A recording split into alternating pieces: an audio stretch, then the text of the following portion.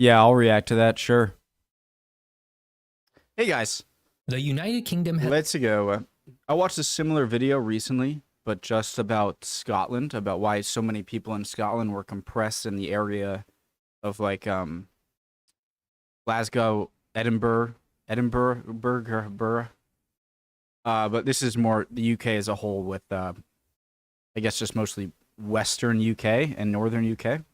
had a massive impact on the world. At one time, having Something like 90% of the UK population lives in England. Something close to that, which is some form of sovereignty, the United crazy. Kingdom has had a massive impact on the world. At one time, having some form of sovereignty over 23% of the world's population. Today, however, the country is home to just 67 million people. And of those 67 million people, about 49 million, or 70% of its entire population, lives within the central part of England, leaving the vast majority of the country relatively empty. So why don't more British people live in Scotland, Wales, Northern Ireland, or Southwest England? Welcome to Geography Guys, original link to the video from Geography by Geoff. Jeff. Today By we're Jeff. off to the Why do I keep saying Geoff? Geography by Jeff. Sorry, Jeff. All right, let's go. United Kingdom to explore its wild population distribution. Because while the country is technically made up of 4 separate kingdoms, the vast majority of its population lives within England, and more specifically, central England. And this is largely to do with a complex and long history combined with some unique geographic features. Also, Christmas is right around the corner, and as such, we prepared a podcast episode all about one of the world's largest holidays. The geographic spread of Christmas has had impacts that go well beyond the religion we know today. You can listen to the episode by clicking this link or by checking out the description below. Indian style. Like most countries in Europe, the United Kingdom has had a long and complicated history. Far too complicated for any single video to cover, and far longer than the actual country we know today as the United Kingdom. The roots of what would become the United Kingdom can be traced back to the Roman conquest in the year 43. During this time, the Romans established significant infrastructure on the British Islands and established cities such as Londinium, leaving a lasting impact on the region. The Romans would occupy much of Great Britain for the next 360 years. Following the Roman withdrawal in the early 400s, England saw a period of Anglo-Saxon migration and settlement, which would eventually mesh with the native Celtic and Britons, laying the foundation for English identity. The formation of a unified England began under Alfred the Great in the late 800s, who repelled Viking invasions and began the consolidation of smaller Anglo-Saxon kingdoms. The subsequent period saw the growth of feudalism, the establishment of a centralized monarchy under the Normans following the 1066 invasion, and the development of a distinct English culture.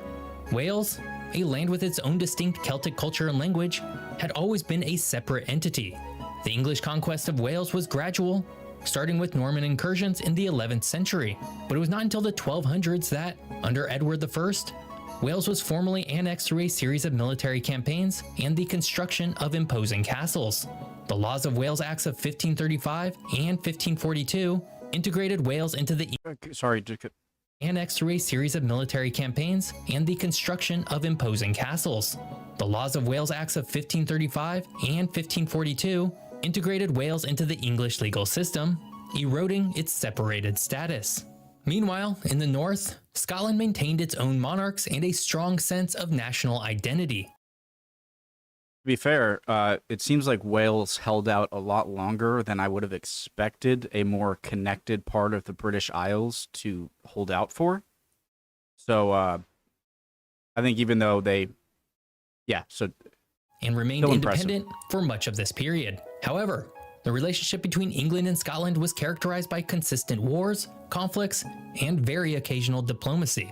The pivotal moment that would eventually unite Scotland and England came in 1603, when James VI of Scotland also became James I of England, marking the union of the crowns. However, it wasn't until the Acts of Union in 1707 that England and Scotland formally united to form the Kingdom of Great Britain, driven by political and economic factors, as well as competition from many European powers that were also beginning to unify.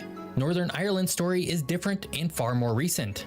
Ireland as a whole had been gradually forced under English control starting in the 1100s, culminating in the full conquest and colonization in the I'm getting gradually more comfortable in like discussing the Northern Ireland. I'm still not there to be like very confident and just be like, but I'm at least not clueless anymore in how the two became two different things in the first place. The 1600s, the largely Protestant Northern Ireland had closer ties to Britain than the predominantly Catholic South. When Ireland gained independence in 1922, as the Irish Free State, now known as the Republic of Ireland, Northern Ireland opted to remain part of the United Kingdom, a decision that has led to ongoing cultural and political tensions, as well as outright conflicts, more commonly known as the Troubles, lasting from the late 1960s to 1998. The United Kingdom is a very complicated country with a long and fascinating history that helps explain its wild population distribution. But while history has its place in this story, the country's geography also has its place. But before we explore the physical geography of the United Kingdom, if you're enjoying this video, hit that subscribe button. More fun geography videos are just a single click away. The physical geography of the United Kingdom is quite different from much of its neighbors, in large part because it's a series of islands off the coast of Europe. This geographic diversity is spread across the regions now known as England, Wales, Scotland, and Northern Ireland, each of which contributes unique natural features to the UK. The physical landscape ranges from the low hills and plains of the south and east, marked by the iconic white chalk cliffs of the southern coast, to the rugged terrain of northern England, with its notable upland ranges like the Pennines and the Lake District. These northern areas are characterized by stunning lakes and surprisingly high peaks, offering a stark contrast to the more gentle topography of the south. Mountainous regions are also a prominent feature, with Snowdonia in the north and Brecon Beacons in the south, and the Scottish Highlands, home to Britain's highest peak, Ben Nevis. These areas are known for their dramatic scenery, including deep glacial valleys and picturesque lochs. The coastline of the UK is equally diverse, ranging from the rugged and scenic cliffs in Wales, particularly in areas like Pembrokeshire and Gower Peninsula, to the indented shores of Scotland with its numerous lochs and islands, including the Hebrides, Orkney, and Shetland. Shetland, I love saying that. And holy cow. Shores of Scotland with its numerous lochs and islands, I just want to including run up the Hebrides, Orkney, and Shetland Islands. The Antrim Plateau in Northern Ireland, with its unique basalt columns at the Giant's Causeway, adds to the UK's coastal diversity. The UK is also home to significant rivers and lakes, with the River Thames flowing through the southeast of England and the River Severn running through Wales into England. Loch Ness in Northern Ireland is the largest lake in the British Isles. It's the eye of the chickadee bird. Into England. Loch Ness. Doesn't Ireland look like a bird, like flapping towards England? And then there's a big face here that I always see with Isle of Man as the eye, like a big nose and like his mouth. But yeah, nice birdie.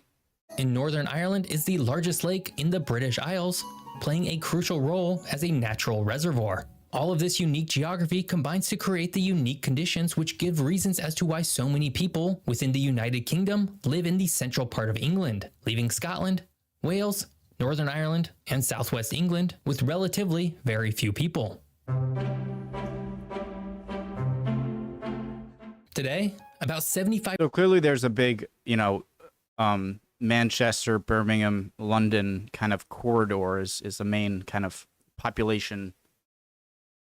% of all British, or about 49 million people, live on just 30% of the entire landmass of the United Kingdom. This has left large areas of the country feeling relatively empty. But what's especially odd about this is that the vast majority of these people live within England, meaning the power imbalance between the United Kingdoms is more noticeable than ever. To help explain this population discrepancy, we have to first go back to the 1800s when the world was about to undergo a massive shift. Industrialization in the 1800s played a pivotal role in shaping the United Kingdom we know today. The Midlands region of England, rich in coal and iron ore, emerged as the epicenter of the Industrial Revolution. Cities like Birmingham, Manchester, and Liverpool became hubs for industry. Where's Newcastle?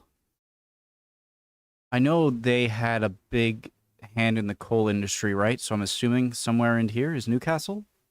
Industrial Revolution. Cities like Birmingham, Manchester, and Liverpool became hubs for industries such as textiles, coal mining, and shipbuilding. This industrial boom attracted a large workforce, leading to rapid urbanization making the entire region of the Midlands one of the most densely populated regions in the UK. Much of this due to people moving from rural, agrarian areas of England, Wales, Ireland, and Scotland to these cities in search of jobs. Okay, that makes sense. That makes a lot of sense. And then they just kind of stuck around there and okay. In contrast, regions like Scotland, Ireland, Wales, and southwest England did not experience industrialization to the same extent. Scotland and Wales, while having some industrial areas such as Glasgow and Swansea, never truly picked up the same industrial momentum that cities like Manchester and Birmingham did. Meanwhile, Ireland's development was hindered first by intentional efforts by the English monarchy and later by political and sectarian conflicts, particularly in the 1980s and 1990s, affecting its economic growth and attractiveness for people. It also must be noted that Ireland's population as a whole was greatly affected by the potato blight, which began the Great Famine of Ireland in the mid-1800s. Ireland's total population today includes... Still wonder if that's when my Irish side fled to America. I don't know. But I think it happened it definitely happened before 1900, so either 1800s or earlier. That Ireland's population as a whole So was greatly affected by the here, potato blight, which the began the Great Famine of Ireland in the mid-1800s. Ireland's total population today, including both Northern Ireland and the Republic of Ireland, is still not as high as it was prior to the Great Famine. Finally, London's role as the capital city and a global financial hub has also significantly influenced the UK's population distribution. As the political, cultural, and economic heart of the country, London has historically attracted people from across the UK and around the world. Its status as a global city has led to a concentration of jobs, wealth, and opportunities, drawing a significant portion of the population to the southeast of England. This has further exacerbated the population disparities between London and the more remote and less industrialized regions of the UK.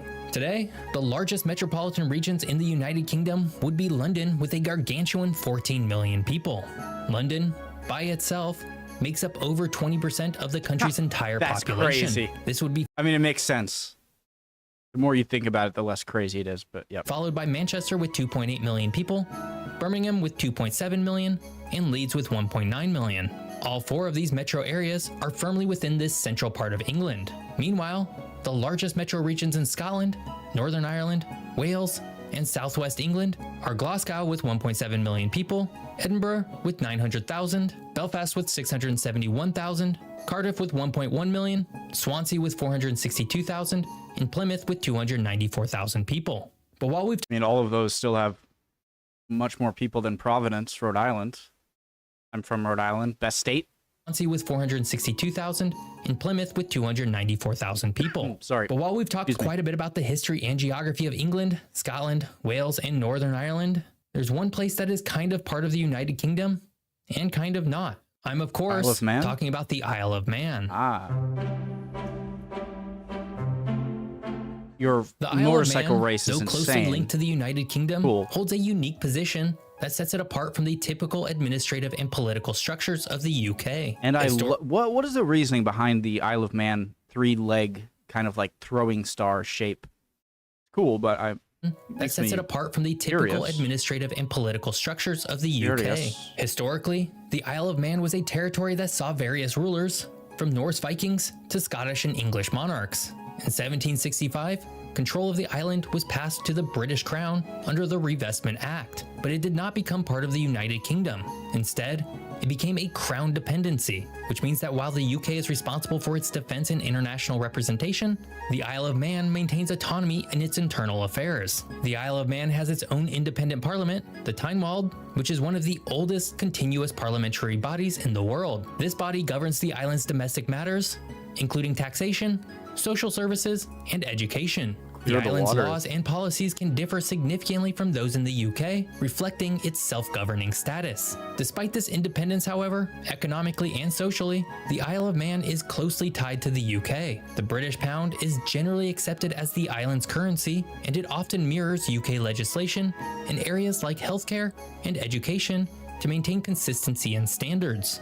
That said, the Isle of Man has its own tax system and issues its own banknotes and coins. The Manx pound is a currency that is legal tender on the island and tied to the British pound. And unlike the Northern Irish and Scottish pound notes, given its autonomy, the Manx pound is not required to secure its currency with the Bank of England, meaning the Isle of Man can print as many notes as it needs. This, however, also means that the Manx pound is not legal currency in the United Kingdom. Okay. Regarding citizenship, the people of the Isle of Man are British citizens, but the island was never part of the European Union, unlike the United Kingdom. This unique position allows the Isle of Man to negotiate its own trade agreements with Europe and other countries and have different customs and immigration policies from the UK. The reason the Isle of Man is often considered part of the UK is largely due to its geographic proximity, historic ties, and the fact that it shares the British monarch as its head of state. However, being a self-governing crown dependency with its own distinct legal and administrative systems, the Isle of Man is significantly different from other regions of the UK, such as England, Scotland, Wales, or Northern Ireland. The UK's population distribution can largely be attributed to historic migrations, conquests and invasions, a unique physical geography that bore out a lot of natural resources, and an era that saw London become the capital of the world. Because of these four things, the vast majority of the UK's population lives within central England, leaving the rest of the country relatively empty. I hope you enjoyed learning more about the United Kingdom. Very interesting.